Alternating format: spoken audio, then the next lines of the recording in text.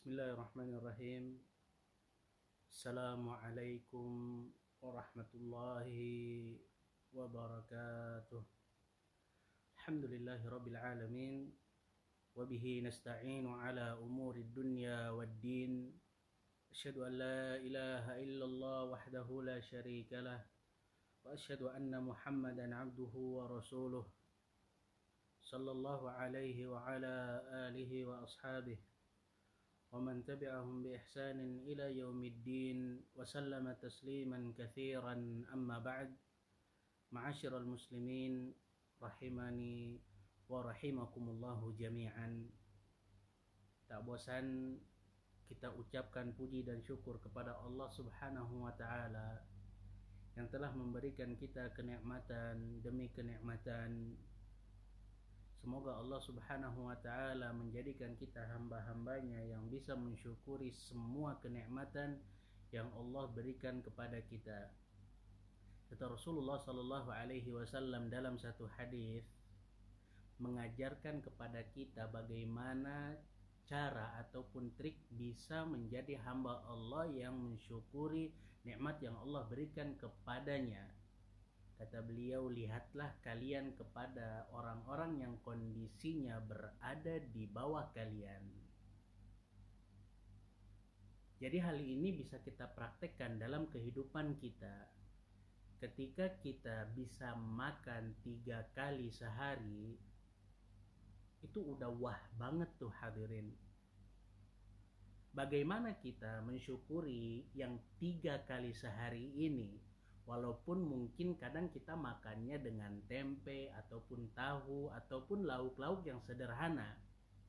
Dengan melihat kepada orang-orang yang bisa makan itu hanya 1 kali sehari, atau bahkan mungkin makan ketika mereka mendapatkan rezeki dari kerjaan serabutan mereka. Artinya nggak tentu makannya. Maka hal inilah yang akan membuat kita mensyukuri kenikmatan yang Allah Subhanahu wa ta'ala berikan kepada kita.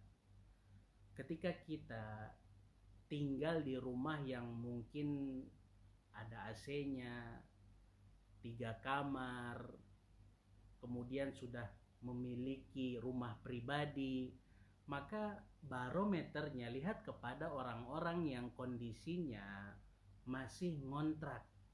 Mereka harus bersusah payah mencari rezeki untuk bisa membayar uang kontrakan mereka per bulan atau per tahun. Maka dengan ini kita bisa mensyukuri kenikmatan yang Allah Subhanahu wa ta'ala berikan kepada kita. Salawat dan salam semoga tetap tercurahkan kepada baginda besar Muhammad sallallahu alaihi wasallam, istri-istri beliau, sahabat-sahabat beliau, anak-anak beliau, serta pengikut beliau hingga akhir zaman nanti. Ma'asyiral muslimin rahimani wa rahimakumullahu jami'an. Kembali di pertemuan yang ke-24 di hadis yang ke-22. Lagi-lagi Rasulullah sallallahu alaihi wasallam mengajarkan kepada kita tentang satu kaedah besar. Kaedah ini kalau kita pahami bisa mengantarkan kita ke surga Allah Subhanahu wa ta'ala. Disebutkan oleh para ulama bahwasannya ketika kita melakukan perkara-perkara yang wajib, maka insya Allah jalan ke surga terbuka lebar untuk orang-orang tersebut. Jabir ibnu Abdullah radhiyallahu anhuma menceritakan bahwasannya ada seorang laki-laki yang bertanya kepada Rasulullah sallallahu alaihi wasallam. Disebutkan bahwasannya sahabat ini adalah An-Nu'man ibnu Qawqal. An-Nu'man bertanya kepada Rasulullah sallallahu alaihi wasallam tentang perkara yang begitu besar nih hadirin. Pertanyaan berkelas dari seorang Nu'man ibnu Qawqal. Kata beliau bertanya kepada Rasulullah sallallahu alaihi wasallam, "Wahai Rasulullah, jika seandainya aku melakukan 4 hal ini, apakah bisa aku masuk ke surga?" ketika aku menjaga sholat 5 waktuku, kemudian ketika aku berpuasa di bulan Ramadan, ketika aku menghalalkan yang halal, dan aku mengerjakan hal-hal tersebut dengan keyakinanku bahwasanya hal tersebut halal, dan aku mengharamkan apa yang diharamkan oleh Allah dan Rasulnya, serta aku berusaha untuk menjauhi hal-hal yang haram, aku belum mengerjakan hal-hal yang haram itu. Ketika kita tahu bahwasannya minum khamr, minum sesuatu yang memabukkan adalah perkara yang haram, maka aku berusaha untuk meninggalkan hal-hal tersebut. Akankah aku masuk ke surga? Maka jawaban Rasulullah Shallallahu Alaihi Wasallam simple hadirin, iya. Kita lihat dari hadis ini, kita belajar bahwasannya cita-cita tertinggi yang dimiliki oleh sahabat-sahabat Rasulullah Shallallahu Alaihi Wasallam nih hadirin, dan cita-cita ini harus kita miliki juga sebagai seorang muslim, yaitu masuk ke surga. Bukan cita-cita tertinggi itu memperbanyak harta atau memperbanyak anak atau berfoya-foya di dunia. Bukan hadirin, tapi cita-cita tertinggi seorang muslim adalah bisa masuk ke surga. Maka dari itu ketika banyak ditanyakan atau ditawarkan kepada sahabat-sahabat Rasulullah Shallallahu Alaihi Wasallam, sal, mintalah. Ada di antara mereka yang menjawab, aku minta agar bisa menemanimu di surga. Bayangkan hadirin, para sahabat ketika ditawari mau minta apa sih? Mereka nggak minta uang yang banyak, atau mereka nggak minta harta yang banyak, binatang ternak yang banyak, atau rumah yang tingkat mega, atau sawah yang luas. Enggak hadirin, yang mereka minta adalah surga. Yang mereka minta adalah bisa masuk ke dalam surga, karena inilah cita-cita tertinggi seorang muslim. Cita-cita tertinggi sahabat-sahabat Rasulullah Shallallahu Alaihi Wasallam. Pertanyaan berkelas, wahai Rasulullah, ketika aku melakukan 4 hal ini, sholat 5 waktu, kemudian puasa di bulan Ramadan, kemudian menghalalkan yang halal, dan aku mengerjakan hal-hal tersebut karena keyakinanku bahwasanya hal tersebut adalah halal, dan aku mengharamkan yang haram di dalam agama Islam ini, dan aku berusaha untuk menjauhi perkara-perkara tersebut, akankah aku masuk ke dalam surga? Jawaban Rasulullah, iya hadirin.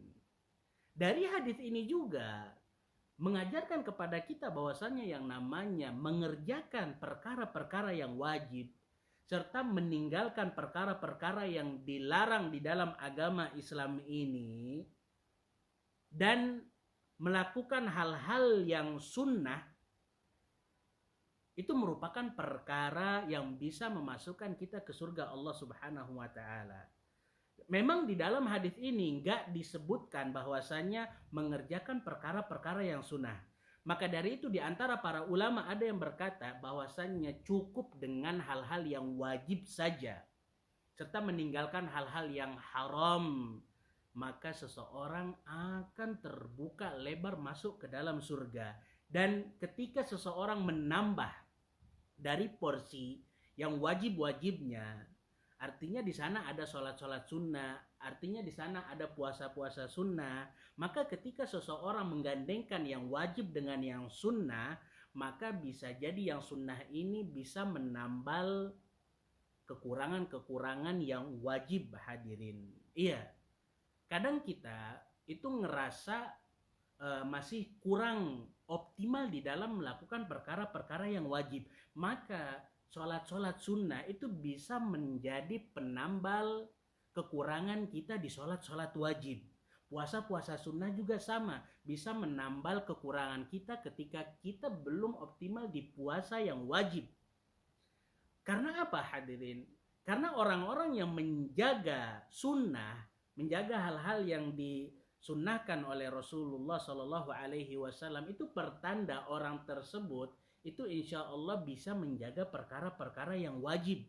Dan barang siapa yang bermudah-mudahan atau beremeh-remeh meninggalkan hal-hal yang sunnah, itu kadang bisa menjerumuskan seseorang untuk meninggalkan perkara yang wajib. Maka dari itu hadirin, belum disebutkan di dalam hadis ini walam azid ala dzalika syai'an, dan aku nggak nambah dari perkara-perkara yang wajib tadi, nggak nambah dengan melakukan puasa sunnah atau sholat sunnah. Dan di dalam hadis ini dan di dalam kalimat ini ada poin penting bahwasannya seseorang boleh meninggalkan sesuatu yang sunnah jika seandainya tujuan dia bukan bermudah-mudahan atau meremehkan yang sunnah. Namun yang harus kita garis bawahi, orang-orang yang meninggalkan sunnah tentunya mereka kehilangan pahala yang besar, hadirin. Kita kembali ke hadis, hadirin, bagaimana para sahabat-sahabat Rasulullah Shallallahu Alaihi Wasallam itu banyak di antara mereka yang enggak membedakan antara perkara yang sunnah atau perkara yang wajib. Iya, kalau ada pahala mau wajib ataupun sunnah itu insya Allah mereka kerjakan.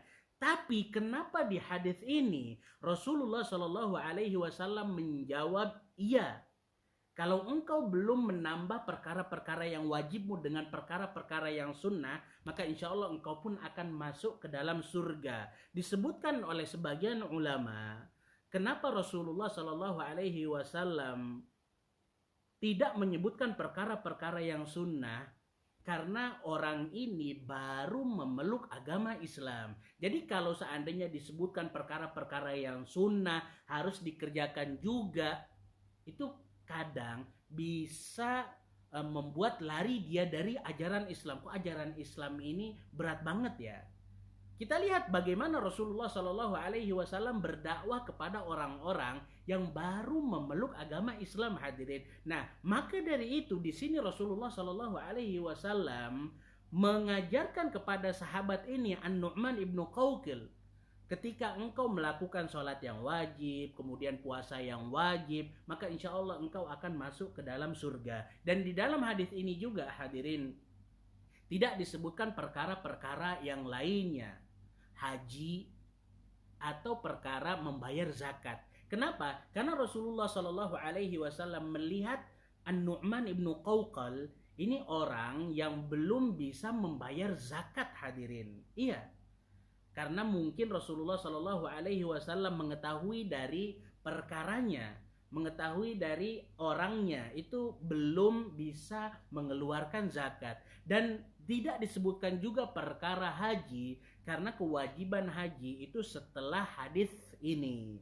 Maka dari itu Rasulullah Shallallahu Alaihi Wasallam hanya mencukupkan dengan perkara-perkara yang wajib dari sholat ataupun puasa bulan suci Ramadan. Ma'asyiral muslimin rahimani wa rahimakumullahu jami'an. Dan hadis-hadis yang semisal dari ini itu banyak. Di antaranya hadis Rasulullah Shallallahu Alaihi Wasallam, barang siapa di antara seorang hamba menjaga sholat 5 waktunya, kemudian berpuasa di bulan Ramadan, serta mengeluarkan zakat dan menjauhi perkara-perkara yang besar, menjauhi dosa-dosa yang besar, menjauhi 7 dosa yang besar, maka akan dibukakan lebar-lebar pintu surga bagi orang ini. Hadirin rahimani wa rahimakumullahu jami'an. Maka dari itu, ketika seseorang melakukan perkara-perkara yang wajib dan meninggalkan perkara-perkara yang dilarang di dalam agama Islam, hal ini bisa menyebabkan orang tersebut masuk ke dalam surga. Semoga Allah Subhanahu wa taala memberikan kita ilmu yang bermanfaat. Ma'asyiral muslimin rahimani wa rahimakumullahu jami'an. Kita tutup dengan satu kaedah ketika Rasulullah Shallallahu Alaihi Wasallam menyebutkan perkara-perkara yang wajib, itu perkara-perkara yang wajib kalau dilakukan itu bisa menjadikan seorang hamba masuk ke dalam surga. Tentunya dengan syarat faktor-faktor penghalangnya itu dihindari, hadirin. Dan di antara faktor penghalang seseorang sudah melakukan kewajiban-kewajiban nih, tapi dia masih melakukan faktor-faktor penghambat orang tersebut dari masuk ke dalam surga, maka faktor-faktor penghambat seorang hamba itu banyak. Di antaranya ada dosa-dosa besar. Iya, dosa-dosa besar itu menyebabkan seseorang tertahan dari surga Allah Subhanahu wa taala. Dia di bawah masyiah Allah Subhanahu wa taala. Ketika Allah inginkan dia masuk surga langsung, maka insya Allah ia akan masuk surga. Tapi ketika Allah Subhanahu wa taala ingin memasukkan dia ke nerakanya, maka Allah Subhanahu wa taala pun berhak. Rasulullah Shallallahu Alaihi Wasallam dalam banyak hadis menyebutkan tentang faktor-faktor penghambat seseorang masuk ke dalam surga, meskipun dia sudah melakukan perkara-perkara yang wajib. Di antaranya adalah memutus tali silaturahmi. Kata Rasulullah Shallallahu Alaihi Wasallam, gak akan masuk surga orang yang memutus tali silaturahmi. Kemudian gak akan masuk surga orang yang berada di hatinya itu perasaan sombong walaupun sedikit. Maka dari itu hadirin, barang siapa yang mengucapkan la ilaha illallah, kemudian dia mengerjakan hak-haknya, dia mengerjakan kewajiban-kewajiban dari la ilaha illallah, maka dia akan masuk ke dalam surga. Dikatakan oleh Wahab ibn Munabbih, ketika seseorang sudah melakukan dan mengucapkan la ilaha illallah, bukankah la ilaha illallah itu pintu ataupun kunci dari surga? Kata Wahab, bala, iya, tapi kunci itu punya gigi-giginya. Ketika seseorang membuka surga dengan pintu yang ada dengan gigi-giginya, maka surga itu akan terbuka lebar bagi orang ini. Tapi ketika orang datang ke surga ataupun membuka pintu surga tapi nggak komplit, artinya wa illa lam yuftah laka, kalau seandainya kuncinya itu nggak komplit dengan gigi-giginya, maka surga itu akan sulit untuk terbuka. Dan ini menunjukkan bahwasannya ketika seseorang mengucapkan la ilaha illallah, itu harus disertai dengan pengamalan hal-hal yang wajib, meninggalkan hal-hal yang dilarang di dalam agama Islam ini. Intinya, usahakan semaksimal mungkin mengerjakan hal-hal yang wajib dan jauhi faktor-faktor penghambat dari surga Allah Subhanahu wa taala. Ini saja yang bisa disampaikan. Semoga yang sedikit ini bisa bermanfaat. Aqulu qouli hadza wa astaghfirullah li wa lakum wa lisairil muslimin. Assalamualaikum warahmatullahi wabarakatuh.